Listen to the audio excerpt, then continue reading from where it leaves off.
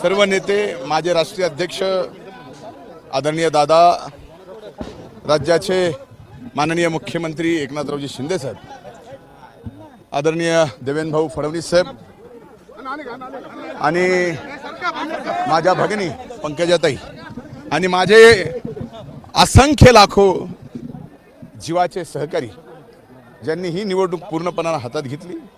आणि ज्यावेळेस आता पहिल्या 16 फेरीचा आपण निकाल पाहतोय त्यावेळेस ही निवडणूक माझ्या जिवलग सहकार्यानेच हाती घेतली नव्हती, तर या परळी वैद्यनाथ मतदारसंघातील मायबाप जनतेनेच हाती घेतली होती। आणि जात पात धर्म याच्यावरती जी मागच्या काळातली निवडणूक झाली ती सर्व यावेळेस जातीपातीचं धर्माचं राजकारण न करता विकासाच्या कर्तृत्वाच्या या ठिकाणी मागं ही मायबाप जनता उभं राहिली। मी त्या मायबाप जनतेचे कायम शेवटच्या श्वासापर्यंत ऋणात राहणार आहे।